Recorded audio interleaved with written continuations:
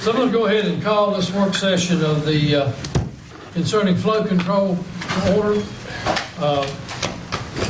It's a discussion by mayor and council. We reserve the right that if there are questions that we would like to address those in attendance, we will. So I don't know who called this thing to have this thing, so let's get out with the cuttings on it.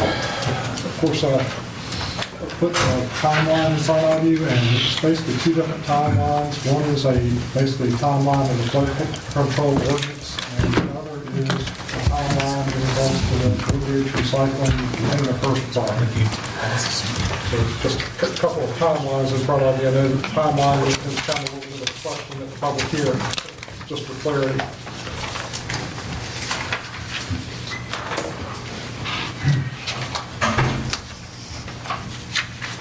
Mr. Mayor,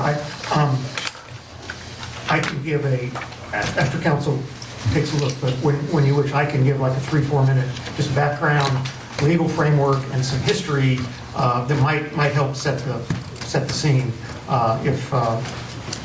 Council, would you like to hear it or not? That'd be different from the previous comments? Probably a little bit. I would like to hear information, yeah. But it's up to you. Go ahead. Okay, so, good evening, I'm Paul Jacobson with the Sands Anderson Law Firm. I'm here tonight as one of your town attorneys. As you probably know, I've worked with Montgomery Regional over the past year on the flow control ordinance, but I'm here tonight in the role of town attorney. Mr. Cummins is here for Montgomery Regional to talk about their position and other folks as well, and about numbers and finances and so forth. So legal background is that in 2007, the U.S. Supreme Court allowed solid waste flow control for waste disposal facilities owned by a governmental entity. Chief Justice Roberts noted that waste disposal is traditionally a local government function. Since that time, 9 localities, and now with Montgomery County, actually 10, that I know of, have adopted flow control. The ordinance, and we'll probably get into this a little bit, is drafted and makes reference to public documents that the town has had for some time that are actually even online, and these are the documents that support and have to do with the findings that are made in the ordinance. The findings are important because the state law, the statute says, to pass an ordinance like this, you have to make some findings, and in one case there's 4 findings. You only have to make 1. You can obviously make more. You don't have to make all 4. Just one of the 4 is sufficient. The law states there's a strong presumption in favor of the validity of the town's action if the town chose to adopt the ordinance. And I know this has been discussed before. There are exemptions to the ordinance. There are a number, but there are 3 primary ones. One is recyclable materials. So, in other words, this doesn't affect activities for recycling in Christiansburg, such as, I understand, CFS. Their permit, CFS/Blue Ridge, whatever the name is, they're permitted as a recycling post-collection separation facility. So this won't affect those recycling operations. It only affects where the residue, what's left over after the recycling goes. Industrial and manufacturing is an exemption, and construction debris is an exemption, and that's required by the state law. Also, the ordinance does not affect current levels of waste disposal activities for 5 years. The General Assembly said, okay, if you're going to do this, give folks who might be affected 5 years to make adjustments. And so, in terms of where you're disposing of your waste, at the time the ordinance is adopted, you can maintain that same level for 5 years. And then there's the findings, and we can get into that later. So that's sort of I think some of the high points of the legal background. Okay, any questions, comments on that? And we understand, and I think what we're looking for tonight is more the legal side, the input. We have had support from people that have come previously to the public hearings and expressed support or of opposition to it, so I'm not looking for any of that tonight. You all are on record at minutes of the last meeting. Recently, we were sent a letter in an email that was on the 3rd. It was a letter presented to Sands Anderson, Mike Bedsole, Sands Anderson and Associates, and it was from Chris Harrison, an attorney with Harrison and Turk in Radford. And basically, I believe, Reed, question the legality of all of it, Well, I think and basically threatened a lawsuit. Mr. Harrison did threaten a lawsuit. He raised 2 points. I don't know if you've seen it, but Paul actually wrote a letter in response that was dated March 9th. Yes, Mr. Mayor, I brought enough copies for council if If you you'd like to see, yes, thank you. Sure. One of those points was that there was not evidence supporting the findings that were required. Paul's letter points out that that evidence is in fact a public record that's been filed in the town.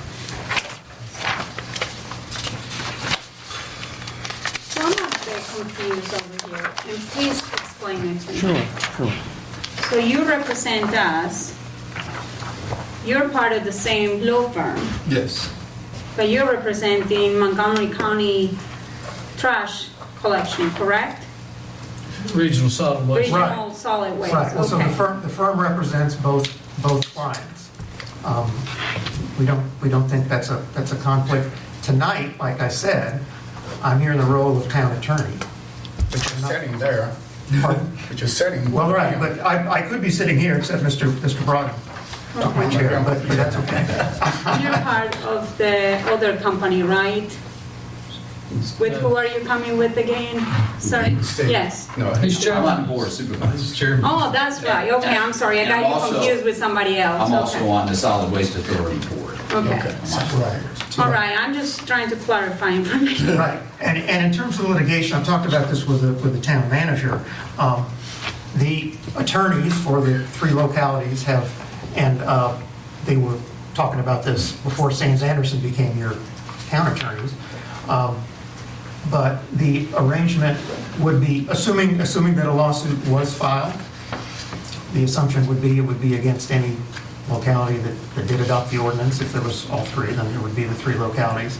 But the arrangement that's been discussed is for those to all be represented by one firm, to, in that basically everybody has adopted the same ordinance and would be the same arguments. This was not my idea, but but Blacksburg and Montgomery County thought Sands Anderson should be the firm. And the suggestion also was that the authority, MERSWA, should pay those legal fees. And the board has, I understand, discussed that. And the consensus of the board is that would happen. In the same way that Montgomery Regional has been paying most of the fees involved in all the back and forth for the last year in terms of a lot of the heavy lifting.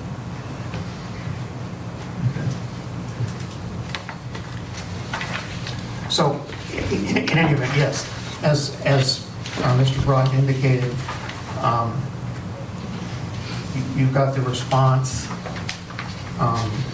I haven't heard back from the attorney on this. The two main points were, as would be expected, because the state law says you have to make certain findings, that if somebody was decided they didn't like this, they would say, well, your findings aren't sufficient.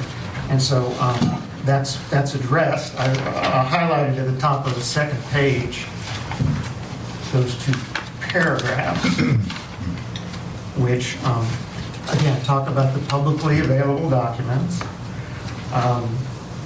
that the findings talk about, well, what are your options, and that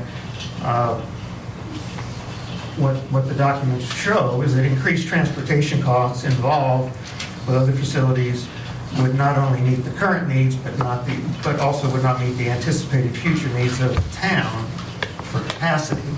Giving an example of the Floyd County has a transfer station.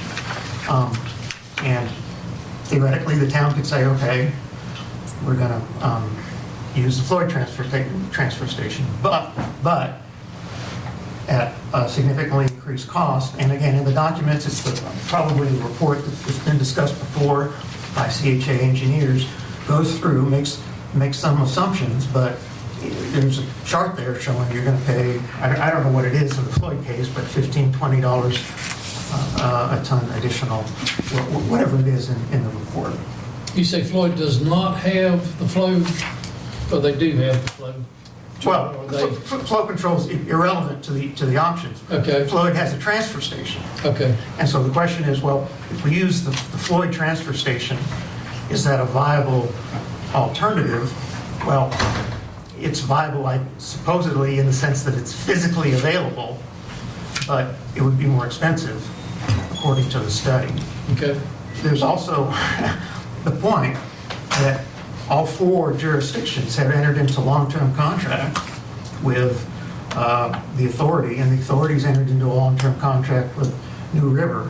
And so there are contractual commitments for everyone together to use the authority facilities. Again, this goes to the argument in favor, economies of scale and so forth and so on. So looked at it that way, Floyd arguably would not be available because you've already made some decisions, and those decisions have been made over the past 25 years by establishing this regional solid waste disposal infrastructure that's run by the local governments. A number of them, not just Montgomery Regional, but because Montgomery Regional is a member of New River, you bring Pulaski and Radford and Dublin and Giles into the picture as well. And the Board of Supervisors in Blacksburg have already voted on this? So Montgomery County Vote has, tonight. yes. Montgomery Montgomery County County has been. adopted the ordinance Blacksburg's public hearing. February, whenever that was. I want to say 10th, but It was last month, that's close. it was last month. That's close enough. That's close enough. How many companies will they will have to follow this ordinance if applied today? So as part of the requirements for the public hearing, notice was mailed to every company that is involved in solid waste pickup and hauling in the town, and the manager would have, I don't know how many were on that We list. used the same list that the county lists, Okay. just to be fair. I think it So that was- was 70-some firms in the county. Right, I don't know how many. About I mean, 5, 10, 15. It's more like 15 You give and me a 20, number. I think, but Mr. Cummins would have to answer the question of how many of those, they already use Montgomery Regional, many of them. Well, To here a is big degree. here is my concern. The county, from what I'm seeing over here, the Blue Ridge Recycling Facility, that one is located in Christiansburg. We have already done a lot of stuff with this company. They probably would not have come to the town, maybe, if that was an ordinance was going to be applied to them, maybe, and other companies. Is there any way that we can come to an agreement where we can grandfather some of these companies and allow them to do whatever they're doing right now, and then just make it different for the next companies that will be coming or into town? Well, I think, as I indicated, there's already sort of a 5-year grandfathering, so to speak, on the current level. But if you're building a building that, from what that lady had spoken the other day, or that guy had spoken the other day, that we're spending $40 million here in the town of Christiansburg, which we had approved from what my understanding was. Well, let's see. I'm not sure the dollars you mentioned. I believe, again, manager, 1.5 million is that the, Cost on the building permit is between 1 and 1.5 million. okay. For the cost of the building. Yes, that's the current building permit that they And have. they have bought other equipment through this company, but I'm not sure all of it is located here in Montgomery County. They Is have it? bought other companies, they bought Bob's Refuse Service here in town, and they bought New River Container and Recycling in Radford. And they closed both of those operations. Is that correct? I think that's essentially what they've done. Huh? I know Bob's Refuse Service isn't operating, they may still be operating the Radford site. Okay, very good. But I think the idea is to consolidate here in town. Use this as a transfer station for, can you explain what are they doing now? I guess technically it's not a transfer station, it's a materials recovery facility because they recycle at least 25%. If you were recycling at least 25%, that's what you're considered rather than a transfer station. Okay, so But the that's, Curtis's were recycling a much higher percentage. I think they were around 60 or 70% recycling. CFS, I think, is usually around 30% recycling, but they don't recycle plastics or glass, which Curtis's did. CFS only recycles inert materials like concrete they'll pull out and put in fill. Cardboard and metals are basically the only things that they are seeking. So they can't, I mean, the construction material and the concrete and that type, they can't take They that. don't put that in a landfill, they just dispose of that. You can use that as fill material. Okay, but that's not, But they probably don't really get that much of that either. okay.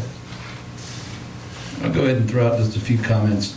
And the first is probably the most important, is I wished that our solid waste committee had a recommendation because I would have supported whatever recommendation they did. But since they didn't, we're not able to do that, which I also understand it's become a broader discussion. And I'll just throw some thoughts out there. I've dug into this personally on the issue, and you separate the personalities, and I know we're being required, I'm not concerned about a lawsuit or anything like that. I'm really looking at it at a very atomic level. You have government and you have private sector issue here, and when I look at this personally, I think the situation that, and I was concerned also, Mr. Cummins is here tonight, but what did get my attention is a statement in the newspaper that if we didn't pass this, our taxes were going to go up, and that really made me concerned about, it really got my attention, I'll put it that way. But anyway, so with that being said, I don't know that, I'm always suspicious about government overreach, actually. I do understand our authority. I support that 100%. But what it boils down to at an atomic level for me, and I didn't prepare a statement, sometimes I will for something like this, but what it boils down to me is if we choose to continue doing what we're doing, every single bit of trash that we pick up, whether it's by town, will continue to go, residential and commercial will continue to go to MRSA.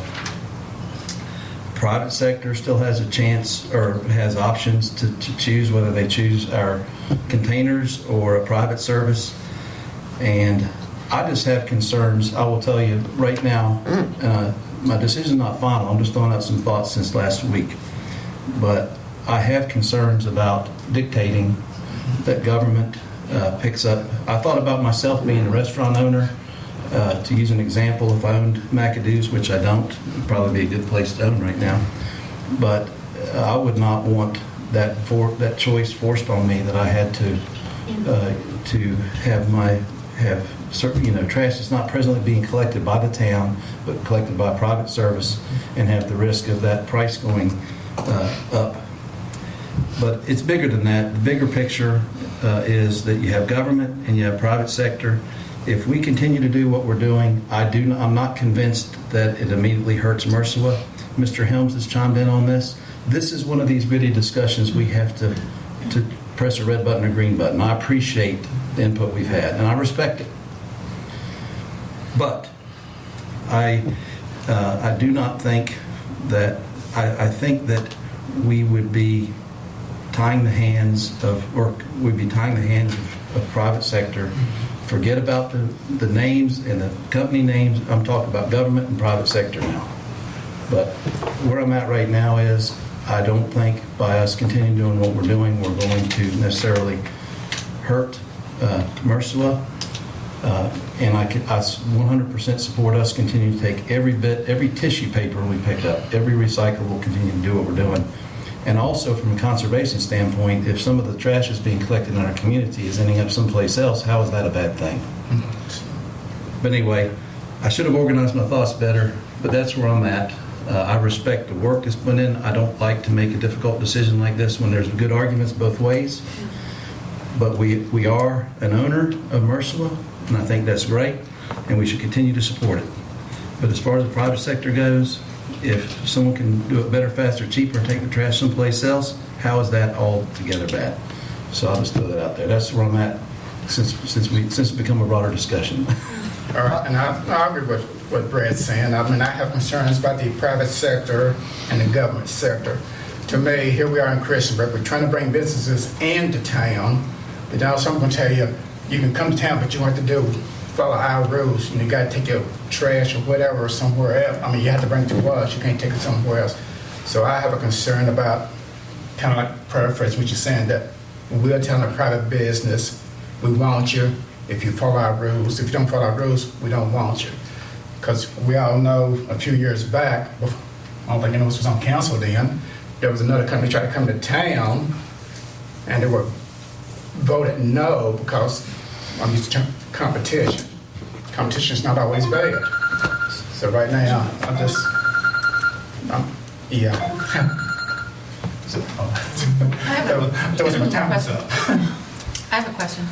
In the original contracts, was there anywhere the discussion for a flow control in the future? I mean, was it alluded to at all? Okay, when you say original contracts, so Montgomery Regional was formed, everyone adopted their resolution, and the articles of incorporation were filed and so forth. And agreements were entered into where the two towns, the county, and Tech agreed to use Montgomery Regional. Because the idea was we're going to pull together, everyone's going to use it, and it'll be economies of scale, will all benefit, and we won't have, Blacksburg on its own doing one thing, and the county on its own doing one thing, and Christiansburg doing its own thing. So so that was in effect contractual flow control. They agree that if the trash is in our control, we will take it. Everyone agreed to that. Matter of fact, so that was discussed. At the time, the view was that flow control was not constitutional. That's why I mentioned the 2007 Supreme Court case, which changed everything, as long as the facility taking the trash was owned and operated by the government, by a governmental entity. So that's kind of a long answer to your question, but yes, it was. They said, well, this is the best we can do at the time, because there was a previous Supreme Court case in the early 90s that said flow control is unconstitutional, violates the Interstate Commerce Clause. But, and people read that as being blanket, but it was clarified later in the 2007 decision that that only had to do if it's a private facility, that you don't want the government to, in terms of interstate commerce, the government, says you have to take it to this private facility because, my cousin owns it or whatever. That doesn't apply when it's a governmental facility, which in this case owned and operated in effect by the four mental jurisdictions through the authority.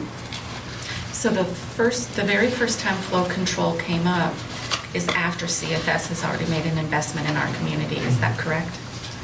The authority discussed it after the Supreme Court decision and looked at the market and said, well, things, 2007?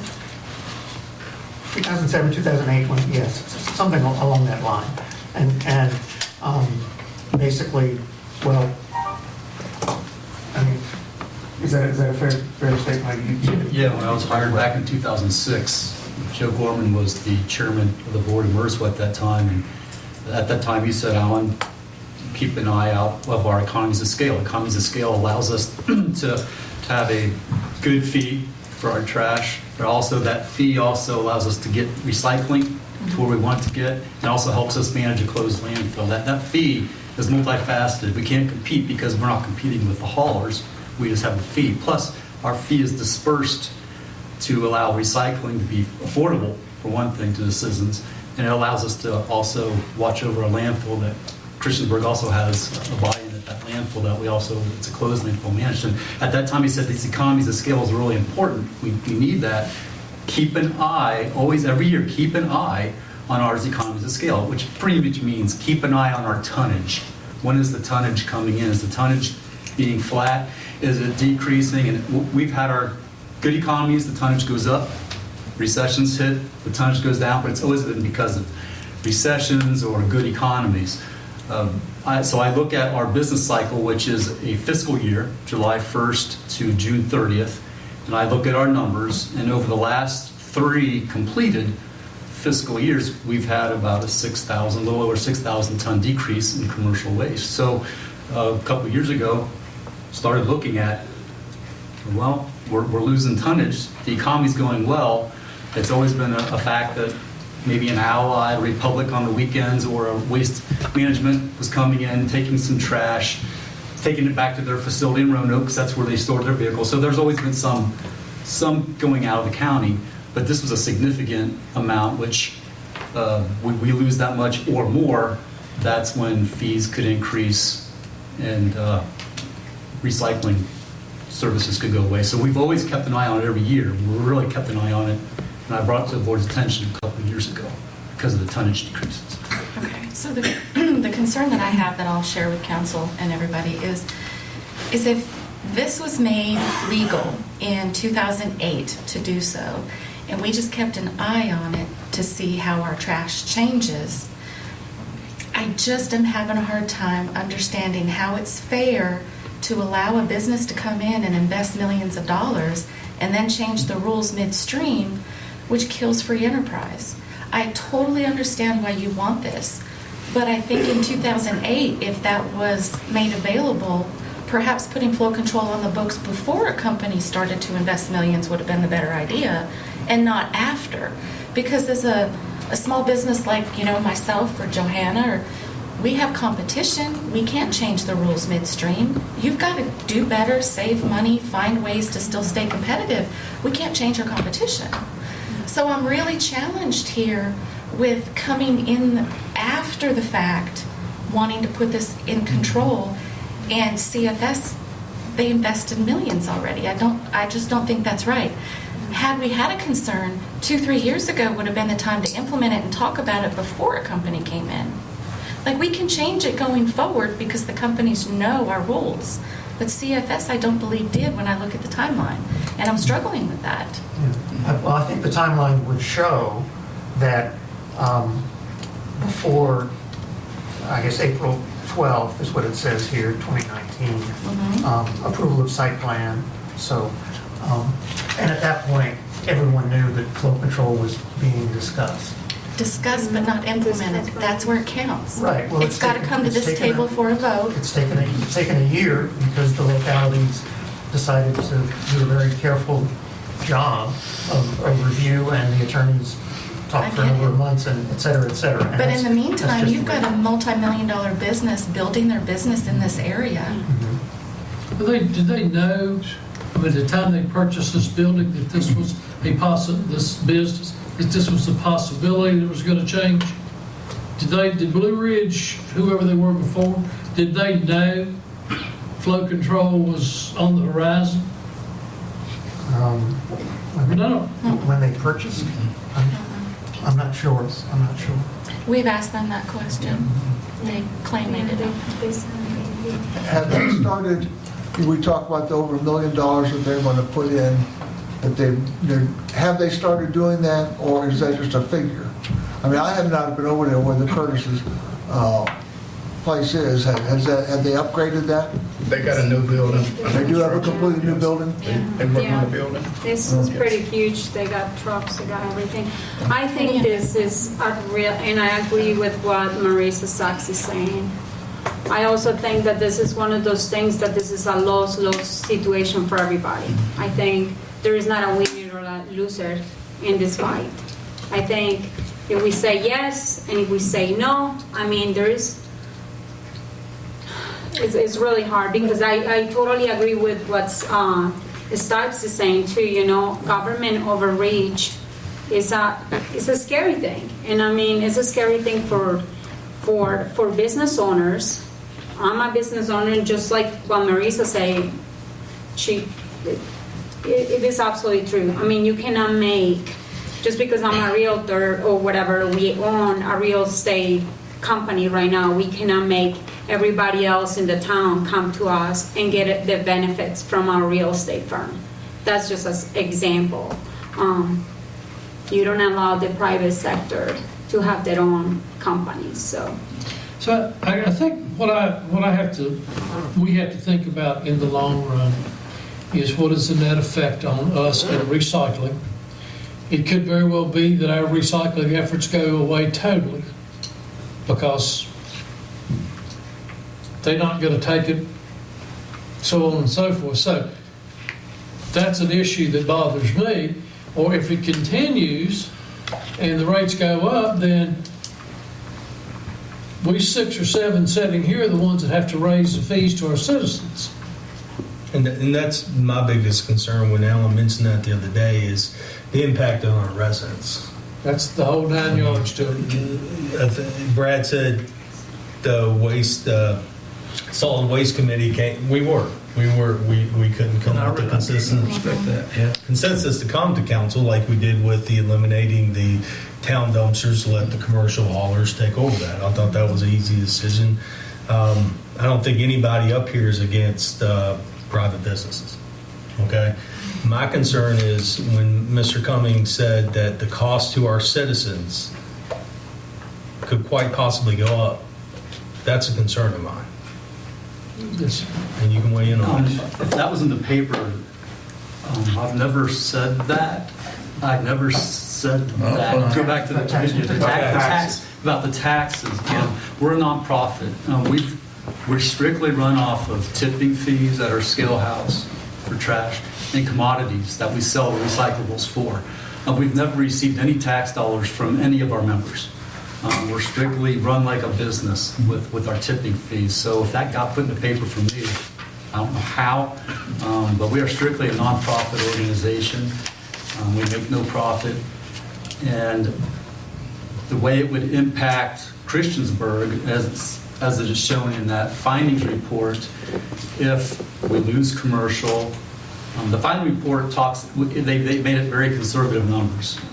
They said if the first year 50% of the commercial waste went away and 50% of the construction debris went away, then the next year 100% of that went away, how would we, that's a lost revenue. Just the 6,000 tons we've lost in the last 3 years, that's $354,000 in revenue. So if we lost all that material, the fees would increase. To me, it's not tax, that's just our tipping fees would increase. You multiply $10 to $20 fee increase to how much tonnage Christiansburg brings in. If they bring in 8,000 tons a year, that's a significant increase in what Christiansburg would pay in their tipping fees. So I'm not sure where the paper got that information. I never I'll thought taxes. double check my facts, but I remember. Well, the paper did say that. Yeah, if I did, I was wrong. Something gets my attention like that. Yeah, I would too. I totally understand. And I was very concerned about a statement like that being made. Yes, totally understand. If this, then this. Who knows? You're bringing out something really interesting, Stipes. So does the private sector, do they have to pay taxes as far as when the citizens, let's say in the county, they're paying for discharge pickup services? Are they having to pay a tax with that, or does anybody know? We just get the tipping fee. If they're bringing in trash from the businesses, they just pay us the tipping fee. The only taxes I think they would pay would be business property taxes, maybe machinery and tools taxes. To locality, Yes, to localities. not to the personal. No. Correct. So the real estate taxes and stuff. Now, the trash that we take to you guys take it to Dublin, and from there it stays in Dublin, or where does it go? The single stream that arrives at MRSWA is put into transfer trailers, and the single stream is taken to RDS in Salem. It's the recyclable, single stream recycling is taken. In Salem? In Salem, and they take all the single stream and they break it apart and then they sell it. We pay them a processing fee to process the single stream. Now the trash and any other construction or industrial that comes into MRSWA, the solid waste part, we put into trailers and we ship it to the landfill in Dublin, the New River Resource Authority. So you do handle plastic? We handle, other than single stream, we take in separate recycling activities that we do other than single stream is we take in tires, we do tire recycling, we do cardboard recycling, shredded paper recycling, hardbound book recycling. We also have a free universal waste, electric waste, and household hazardous waste events for the public too, that they can bring in that material, and then that also gets recycled and disposed of properly. And the plastic will go down to Roanoke? And plastic is part of single stream. Your plastic bottles go into the single stream, and then that gets processed and recycled at the MRF in Salem, Roanoke. So what's the big difference between you sending stuff out of town and somebody else taking stuff out of town? Well, ours is just strictly single stream. The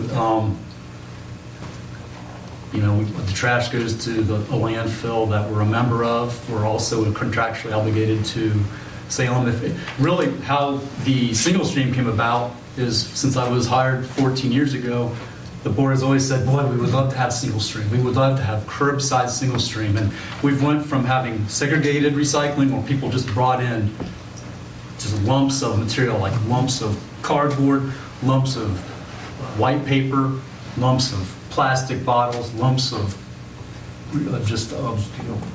all kinds of different recyclables come in segregated. They come in separately. We went from there to dual stream, where all the containers could be put together, and then we had a facility that we would recycle. We would separate that out, and then we had it segregated. It would be dual stream, but it was also paper, anything fiber like cardboard, white paper, newspaper. We would also sort that out. When we looked at becoming a single stream MRF, we just didn't have the economies of scale to do that. It was going to cost several $1 million to bring in and become a MRF. Just to build a single stream of recycling MRF, we didn't have that type of material. We didn't have that economies of scale. When RDS came into Salem, they came and contacted us. We looked at several, actually. We looked at a couple down in North Carolina. They have the economies of scale. They're taking in single stream from us, which includes the New River Valley. They're taking it in from Roanoke County, the city of Roanoke. So they're getting a large sum of single stream, which helps offset their costs, and then they can make the price more affordable for single stream. So that's how we ended up being able to go to single stream. Otherwise, we would still be a dual MRF, dual stream material. Right, just Oh, sure. and to your question about the difference of if it's going to go outside of the county, what's the difference? The authority does have some legacy costs in terms of a closed landfill, and there's that is trash from the county, the two towns, and tech from decades and decades and decades.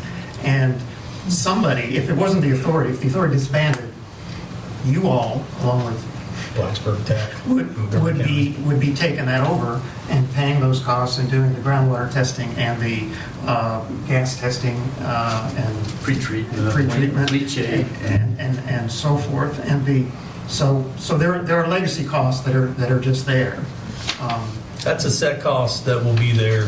Once you have a landfill, it's yours forever. And as we said, 25 years, the authority has made certain investments, although they're debt-free.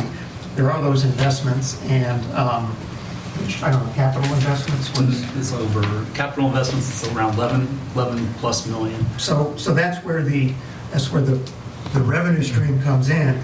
If the difference is, if the trash doesn't come to Merswa, then with costs, both legacy costs and current costs,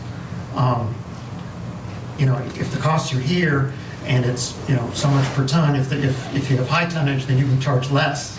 If you have low tonnage, you have to charge more just to cover the costs. So that was, I guess that's the difference.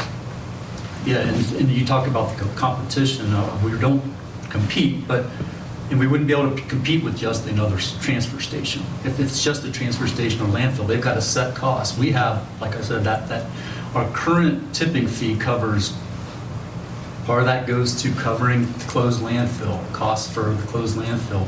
That also, again, does take care of the trash, taking the trash from Montgomery County to the newer resource authority. Then it also subsidizes all the recycling activities that we do.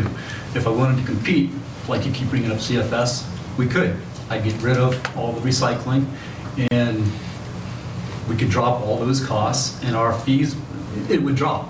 We'd probably go under $50 a ton. But that's not what the public has wanted us to do the last 24 years. They wanted us to get to the single stream recycling. They want us to do a lot of other recycling, household hazardous waste, which we've done. And we've been able to do that with only a $1.50 increase over the last 25 years. That's a contribute to my team, who's always coming up with new ideas and great ideas. But it's not apples to apples. It's apples to oranges. So if you look at it, just the transfer station compared to, like I like to say, we're a multifaceted development, and it's just not trash, it's recycling. So what that be doing is we're penalizing these companies coming in, making them go to our facilities because we have all these legacy charges that we have to make sure that we maintain. So in reality, is that even fair? Well, I'll just talk about from the legal perspective. So from the legal perspective, there is one facility in all of Montgomery County that's licensed as a transfer station to take trash, with the purpose of which is to collect trash in the locality, put it all together at the transfer station, and then transfer it to other trucks and take it to a landfill. Merswa is the only licensed transfer station. It's a DEQ license. It's a state license. As we talked about before, the other facility that we've been talking about is licensed as a materials recovery facility, which is recycling. It's not, now there is, yes, involved, because you don't recycle everything, you have to do something with what's left over. But it's not a transfer station. And in the same way, the town's regulation allows the facility as a recycling facility, which includes, for recycling purposes, maybe you can keep some things and transfer them on, but it's not licensed as a solid waste transfer station. That's not the purpose under the town's ordinance. And in fact, and I'll be glad to give this to council as well, when the town allowed CFS, when the site plan was approved, the letter says, well, you really can't do any more. You're already pushing it in terms of what you're allowed under the town's regulations. So you really can't do any more than this without coming back to town council and a conditional use permit. So, and if you'll, I'll be glad to. I would like to see that. give you I take it they're doing the same thing Blue Ridge did prior to that? They are doing the same thing essentially. It's still a materials recovery facility, as Paul mentioned, although they are operating a little bit differently in nature. Like I say, the Curtis's were more active in recycling. They went after plastics, glass, so they recycle at a much higher rate. Also, Container First is kind of more of a volume, I guess, establishment. They want to handle higher volumes. That's part of the reason they're building a new facility. Is they want to be more of a volume. And where is that at? Some Scattergood Drive. Oh, that's the same one. Right, it's the same. So in terms of the questions of when Blue Ridge was bought by CFS, CFS knew what they were buying was licensed as a materials, as a post-collection recycling facility. It was not licensed as a transfer station.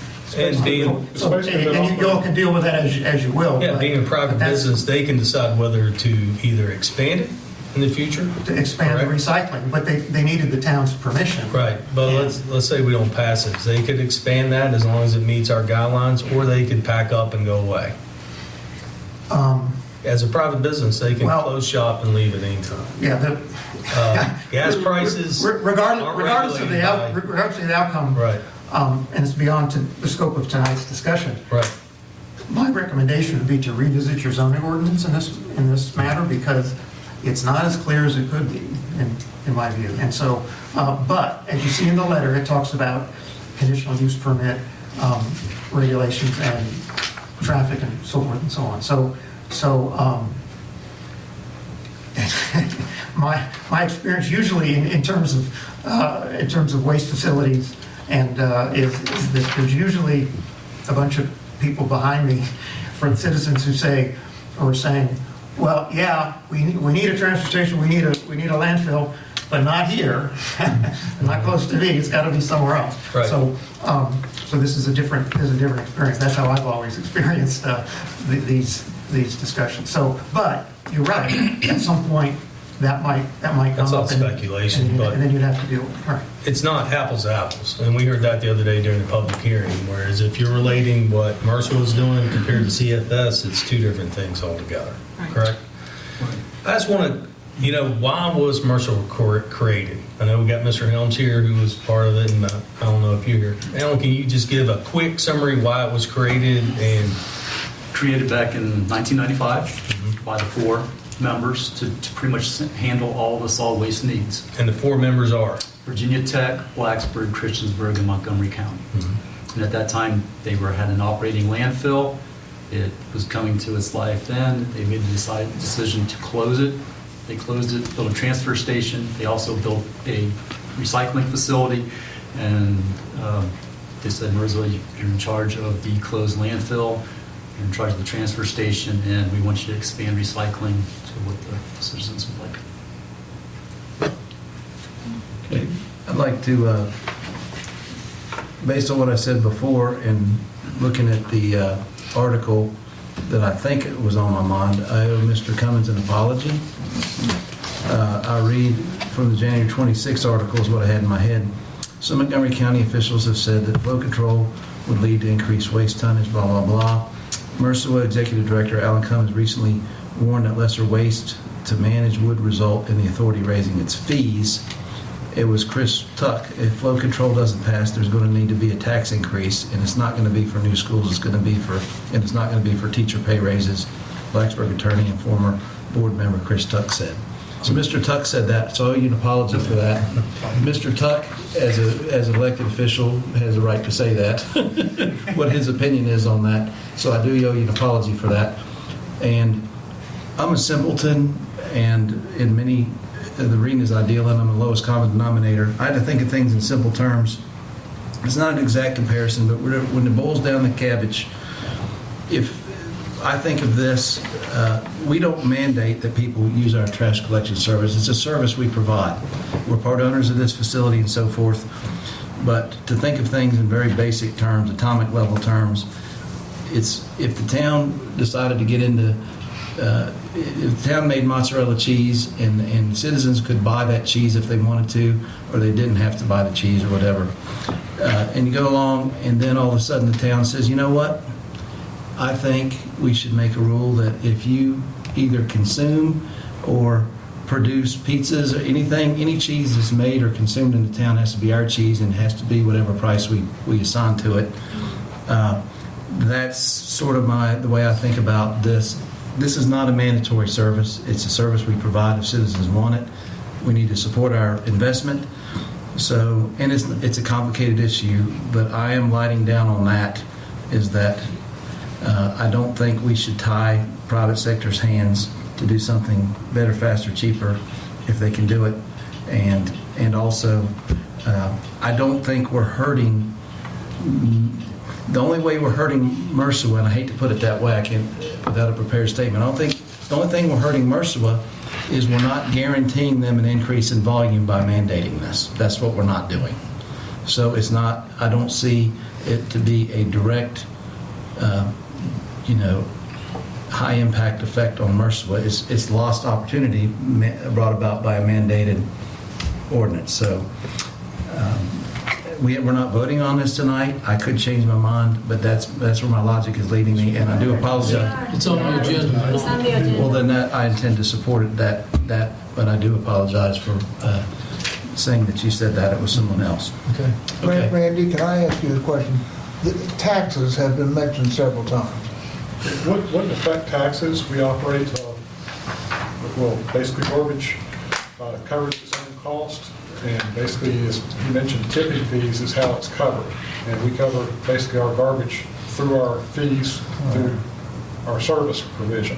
Basically, we're covering cost of our garbage service, which of course is passed on to us in the form of tipping fees. So basically basically what you're saying, no matter which way we go, it is not going to affect the citizens. If our tipping fees go up, either we would have to eat it or we'd have to raise our rates for solid waste collection. That's sort of what I was asking. So in the long run, there could be a tax increase. It's not a tax. Not a tax increase, It's a but fee. A fee, well, okay, a fee increase, okay. But by the same token, Mr. Hubbard, if we pass this and certain entities in town, whether it's private or usually commercial, are using a private service, and we mandate that private service takes their trash to our facility, then there's also a risk that the cost of them is going to increase. It's probably more real potential for that if we say all the trash that's picked up by private collectors here has to go to our facility. Sure, it helps our volume, but it's also likely that it's highly likely that those fees are going to go up because they're tipping. They take it someplace else. They've got a better mousetrap for them from a business standpoint. But anyway, But so it's also I the mean, to prediction. me, a fee and a tax are the same thing. I'm sorry. And it comes It's out of my also- wallet the same way. But what Alan's been saying is he's seen, and Alan, I don't know what your percentage of commercial to residential. We're under a residential contract to take all of our trash that the town collects, whether or not you're on it or not, whether or not you're enrolled in the curbside pickup or not. We will have to pay that fee for our residents. So even though, yes, I do see your point of if we mandate this, a private business would possibly see an increase, okay? But our residents, Alan's telling us, will see an increase to their residential trash pickup. And I want to correct Randy, our solid waste is not in an enterprise fund. Remember a couple years ago it was brought to the table and nobody on council wanted to do that. Enterprise fund pays for itself like our water, okay? So if all of a sudden the fees from Mercewa for them to stay open and continue the services that they're providing our citizens go up, yeah, we could, as council, every year when budget comes around, saying, hey, this isn't a true enterprise fee, but we're going to roll those fees out to our residents, which we will definitely hear back, okay, our constituents who vote us in, okay? Or we take it from the general fund to subsidize it from business fee taxes, real estate taxes, to subsidize trash for those that are only participating in the trash service, okay? Right. So if we do not vote this in, I would encourage the council do a couple things. One is we create a solid waste enterprise fund, so it pays for itself. So if somebody who's not getting residential trash pickup, their real estate taxes aren't used to pay for somebody else, okay? All right? But then we also would encourage that our planning commission look into our current ordinances when it comes to these transfer stations. But for me, I'm for all private business, okay?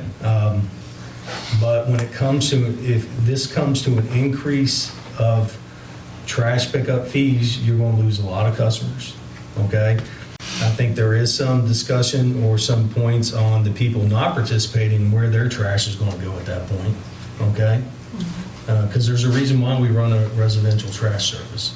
And we've seen what happens at our containers that our recycling drop-off points that we've ended because people are using them as trash receptacles and not recycling receptacles. So I think there's an issue with looking at this. And I agree with what Joanna said. There's no winner in this decision we're making.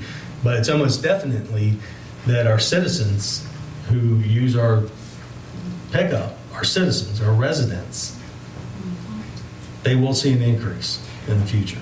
So correct me if I'm wrong, I agree with a lot what you're saying too, but from my understanding, CFS did not care or wanted to get involved in the public sector as far as picking up our trash from residential pickups, unless somebody didn't want the recycle and everything else, which at the same time is about the same price. From what I have heard, some of the trash people that are wanting some of those companies to be used are people mostly that are located in the county, where they are paying $22 for the trash can per month, and they come in and they do whatever, and then we're paying about the same amount. But I guess with ours, we do have the blue trash cans if you wanted to. Mr. Combs, you had a comment? On the taxes, Montgomery County doesn't have garbage collection, but their taxes pay for all the green box sites. So that's where taxes will be increased, and that'll increase them in Christiansburg too if they have to raise their taxes. Right, they'll just roll that, since we're all county residents. Oh, I see, yeah, right. They're going to get it one way or another. That makes sense. Yeah, I get that. But you keep it. Unfortunately, it can't be like Virginia Tech, and CFS bid for a contract in Virginia, in Virginia Tech's contract, which is a member of the authority, say you will use MRSA. Unfortunately, we can't do that because we're a municipality. I'm surprised CFS even bid for their contract, given that they required. Well, Right? Am I right on that? Well, yeah, two points. Your second point, the contracts between the member jurisdictions and MRSWA require the member jurisdictions, if you hire a private company, Okay. you're required to have them take it to MRSWA. Right, and they bid on an open contract to the public. And that's the other point. In going back through some of the background documents, the town, I believe, went out for RFP for trash pickup from private services, and CFS was one of the companies, a number of them, I don't know how many, four, something like that.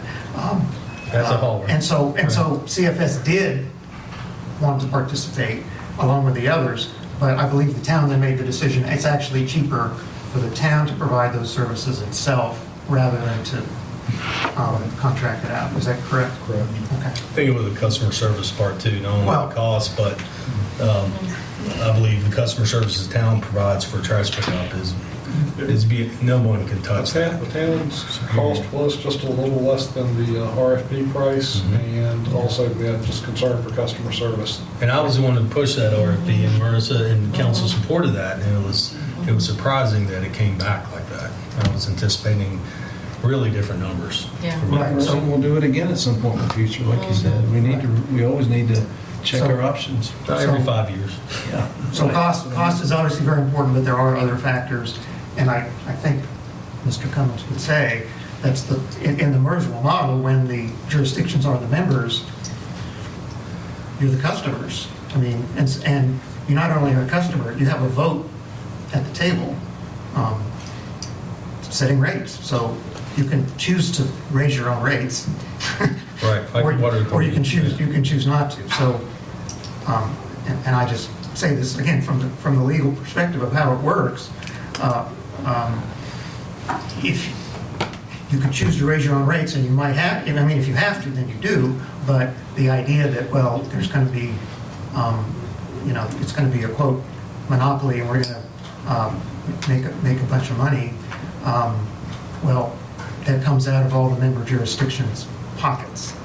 Right. And if Mr. Helms made a very unpopular vote, I assume that council would consult. Randy, let me ask you this. The citizens, if we have to raise the fees, okay, and the citizens are maybe going to say to us, the town is doing so well economically right now, making all these different things, why do we have to get a raised fee? Why can't they steal that money from another area? Well, that's what we'll do if we want to keep the Legally, costs we low. could, as Henry mentioned, it's not an enterprise fund. Our enterprise funds are water, sewer, and stormwater. We actually subsidize all three of those from the general fund, but we can't take money from the enterprise funds for the general fund. It can't work in reverse. And you're not making money to go towards something else in the general fund, like towards police or public works, Yes, so you can subsidize an enterprise fund from your general fund, but not reverse. I would be open. Solid waste is not enterprise. I would also be open with the same discussion to consider changes to our own requirements for, future residents. One big discussion that this council dealt with, or has dealt with at least once, maybe twice, is whether we mandated garbage collection. For residents. For residents, that's what I mean, for residents. And we've opted away from that. But in the future, I'd be open to discuss that for new residents, not grandfathered, but if you move into town or you move around in town, I'd be open to that, and that would help Marshall as well. Maybe there's some other ways, and I don't want to decide on this. This is one of those things. We've got a lot of input. Mr. Helms, I trust him more than I do myself with most judgments. But I'll just throw that out there too. I do think on an atomic level, I still feel about this government versus private sector at an atomic level that I still feel like we should just continue doing what we're doing. But I'd be open for other ways or other considerations for us to help our investment and actually encourage people to use recycling and encourage it. I'd be open to consider mandatory trash collection for new residents. So you're saying that if we don't enact the flow control ordinance, to look into grandfathering all current residents who are not currently participating in curbside pickup, but require all new residents, or if you move within the town. If you move within the town, if you're where you're at and you don't want trash collection, fine, but if you move around or you're a new resident, it just becomes a part of I believe recycling, That would help curbside recycling is mandatory. No, That's only If if you you're. purchase the green. Only if you have garbage service. Yeah. So it's mandatory if you have garbage. Yeah. If you have curbside. So I'm just throwing it out there. We're hearing about volume, but that's one thing we could do that doesn't hurt anybody right now. But it does move us towards that type of action that would have a net positive effect over time, both for our current residents that are trash customers and for Mercer. Alan, what's the difference between the commercial, because you don't do commercial, you're saying commercial is dropping, that's why this whole ordinance is being The discussed. commercial trash. Trash, yeah. Now, the single stream, commercial entities, businesses also, the haulers pick up single stream. We do bring in and handle single stream from businesses in the Montgomery County area also. The haulers bring that in. When it comes to trash, when it comes to the percentages, I think you were asking earlier, probably 32% of the waste trash that we handle that comes in is residential.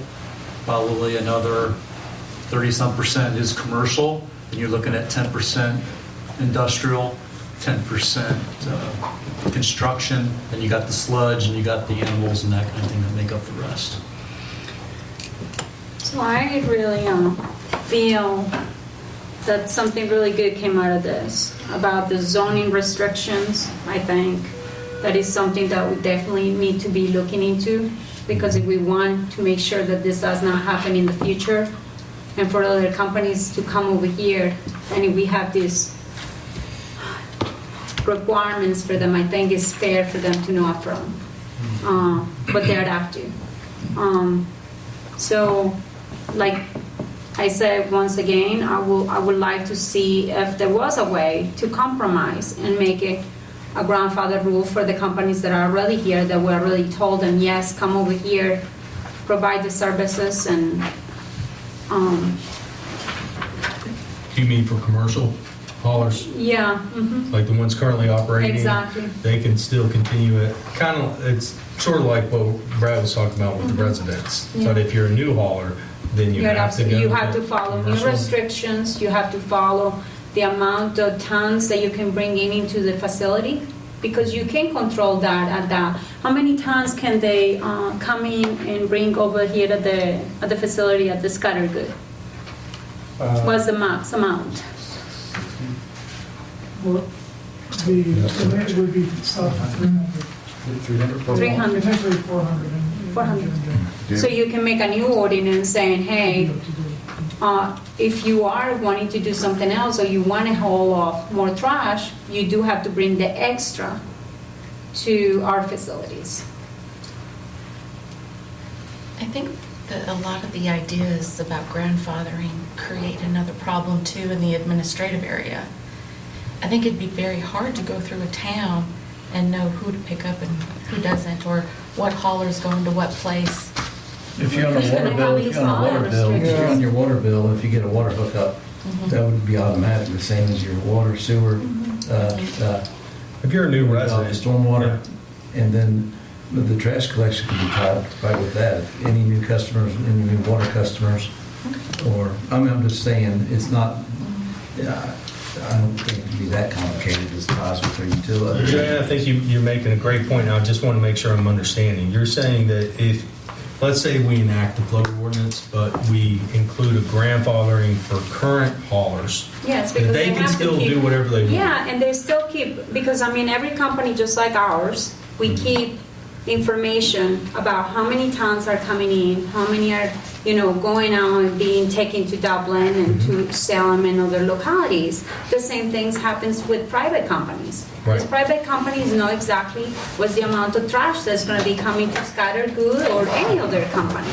And since they have to, if you're a new hauler coming into Christiansburg, you have to apply for a business permit, so we would know, but can we do that? I mean, obviously residential, I'm not sure if we can do that. Can we do it? You can definitely do that. Well- Legally, can we do it? Now, I mean, I don't can we know. ask you that? I mean, can you answer that for us? Are you talking about you could adopt a flow control ordinance that's only applicable to certain people? Yes. Well, it does provide a grandfather for 5 years now. Well, That's under no, the but it's statute. standard for, I mean, as long as the company's there. I mean, after 5 years, let's say this one companies that are currently doing businesses with us, they have a permit to bring so many tons to this building facilities. If they decide to apply for a second building facility right next to it, and they decide to say, hey, we want to bring another 200 tons, another 300 tons, they're going to have to come through the process of going through the whole thing all over again. And at that point, we can put restrictions on them and say, hey, well, because you do have grandfathered of 600 tons over here in this building, but since you want to build a second building, we can put restrictions on the second building. You can only, you can bring those tons, but you have to take them to our facilities. I think they're already limited by the current permit that they have. Is that right, Paul? Well, If we're so the talking issue of about- grandfathering, you're familiar in the zoning context, okay? So that you've got a certain kind of use, the zoning ordinance changes, well, you can't take that away, zoning law, but you maintain that current level. Grandfathering doesn't necessarily work in all other areas of the law in terms of regulation, because It would be a level playing field. well, right, there's some equal protection kind of issues. In other words, you say, well, you're,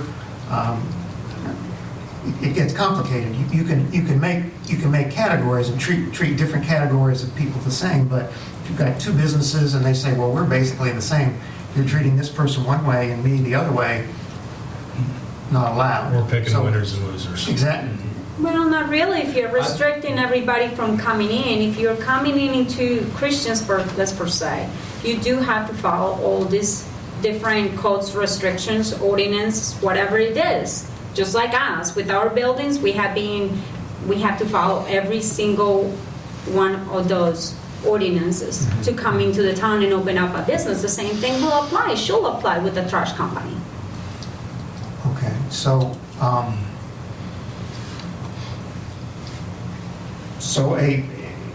just hypothetical, company A hauls trash from 100 different businesses, picks it up, and they have their rules. Company B says, okay, we want to come in, and they come in, and they have 100 customers too, and they're doing the same thing, 100 customers. So company B would argue, you've got to treat us the same as company A. Right. Just because they've been here longer, why treat us differently? No, I think That doesn't follow what I'm trying to say. Okay, I'm sorry if I... So we got a if I didn't building on Scatterwood, that's Well, per se. Zoning, as I said, is different. Zoning, because I think it actually comes from the fact that your activity is so connected with the size of your building. Piece of property. Yeah, with property. The rules are, you can change the zoning, but that doesn't affect that business, as long as they keep on doing what they're doing. But if they want to expand, they can't expand unless they begin to comply with the new rules. I absolutely agree with that. That's exactly Well- what I'm trying to say. Right, so you can do that in a zoning context. Okay. And that's why I would anticipate, if council agrees to join us, pushing it to the planning commission, which you're a member of. All right, As our attorneys, that's what we'd like, I mean, to be So very candid about that, can yeah. I ask, let's say we don't approve it tonight, we can approve it in the future if we start to see Sure. increases Yeah, go up. well, And the vice versa, if we approve it tonight, we can then not approve it in the future. Or we have- Yeah, What's if it the gets price? approved tonight, it could be repealed. It could be repealed. If But it's, what's if the- it's not approved tonight, the process, you'd have to start again. There's a special notice process. We talked about the written notices 45 days before the public. Right. So it just takes a little bit longer, Yeah, from our end. but it could be done over again, yes. But what's the cost of doing nothing? Having no vote or anything and just seeing what happens. Well,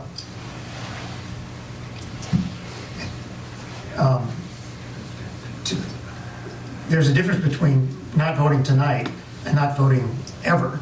If you don't vote ever, then it would be the same as a no in practical terms, I guess. And I believe the statute says you've got up to a year after the public hearing. So if you wait over a year, then you've got to Got to start go through the whole process over. again, right? You know, I would like to do, I see Mr. Helms back there, and Barry, have you got anything else to say before? We have to adjourn here for a minute. Have you got anything else to add?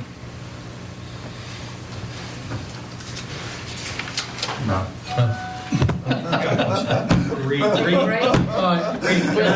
You do, we're gonna adjourn here. Reed, can you kind of clarify this 5-year grandfather, what it means? Is that only if we voted in, there's a 5-year grandfather where they can continue to go wherever they want, but in 5 years, and everybody has to take it? Is that basically it? Yeah, And if we don't vote it in, that doesn't start. They just it's gone? continue. But I think grandfather is an incorrect word. It seems more like a phase out. Well, that's what it is. Yeah, like Either you're way. phasing somebody out for Phase out, 5 years, which phasing out. completely changes somebody's business model. they can continue doing what they're doing now. Okay. Okay. All right. Thank you very much, council. All righty.